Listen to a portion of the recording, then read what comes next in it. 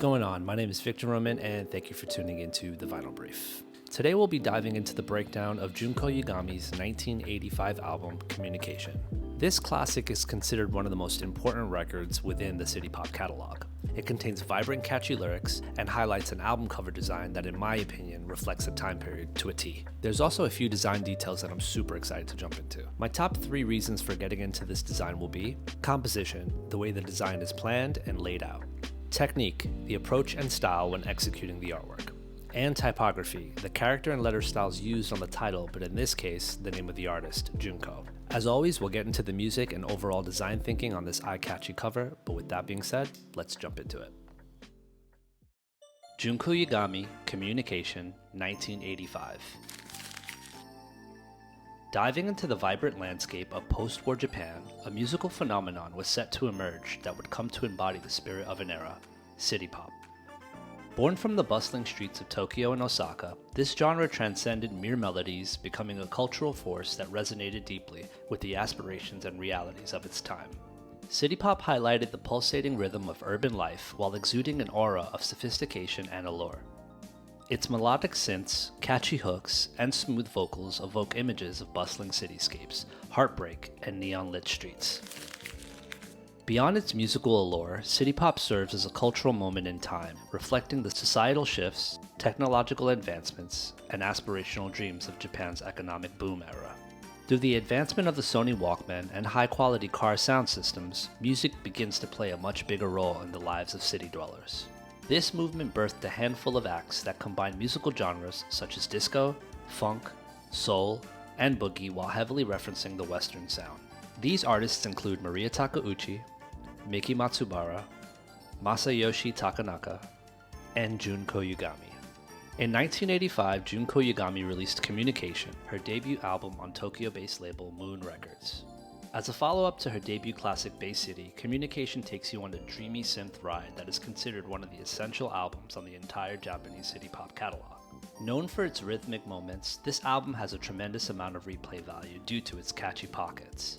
On first listen, it's not hard to miss Junko's sentimental and nocturnal vocals, especially on the intro track Imagination, where we're introduced to retro synthesizers as well as a heavy kick and snare that transports you back in time. One thing that stands out on this record is Junko's ability to bounce between a catchy Japanese and English cadence, feeling dreamy and sentimental throughout the entirety of this project. The cover art for Communication is minimal and eye-catchy, but also serves as a highly effective design. This composition features Junko's contrasted figure skewed and distorted to fill the entire background. At first, the decision to use the figure to occupy white space can be seen as a bold choice by leaving the entire area around the figure blank and empty. However, this exact decision feels intentional, while reminiscent of artist Robert Longo's Men in the City's paintings, a series that successfully captures the time period within America in the late 70s and early 80s. The charcoal figures in this series can often be seen contrasted against a white background while under stress or anguish, while the gestures seen here communicate movement similar to Junko's design. This artistic choice leaves the viewer solely focusing on the subject dead in center, while the type feels almost secondary in its final result.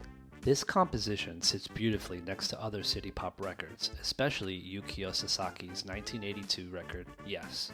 This playful composition extends beyond its cover. Upon opening the gatefold jacket, you're welcomed by a hyper-zoomed-in image of the figure's legs colored in royal, maroon, and teal, seemingly descending from the top of the frame. The record also features an inserted lyric booklet that carefully integrates details, adding the overall art direction to this project. When looking further into the detailed figure, you can notice how the image is distorted and skewed using the scanning bed of a Xerox copy machine. This technique, known as scanography, xerography, or simply copy art, was originally birthed in the 60s due to the exciting curiosity of the copy machine's main capabilities. Here, images were typically created by putting objects or printed images on the glass bed of a copy machine and by pressing the start button to initiate the process. During the scan, the original source image is dragged manually while the image is being scanned live, resulting in the final image showcasing movement and distortion. This technique has been highly used by artists and designers at different scale. Such artists include Patty Hill with her photocopy series originally created in the 70s, where daily objects of her life became the main subject of her scanned work. and artist W.K. Interact with his large format street installations depicting skewed, disruptive figures in motion. This popular technique can also be seen across other record covers such as Black Sabbath's Masters of Reality, Lee Morgan's The Rump Roller, and Sun Ra's When Angels Speak of Love. The lettering situated on the lower right corner of this design showcases a unique type similar to Beekman Square, a version later created by designer Donald Beekman in 1990. Its low and white weight contains heavy sections, while the J character contains a slit, leaving a sheared and italicized title that calls back to Junko's composition beside it. On the reverse, the word Junko is arranged in a playful staircase manner, reminiscent of the funky pop vibe found in the music showcased on this album. Although small in its placement, the type displays the name Junko instead of the album's title. This choice suggests that the primary focus of this debut on a new label is to promote Yagami herself rather than emphasizing the album's title. In essence, Communication stands out as an exceptional album that immerses you in a nostalgic voyage to 1980s Japan.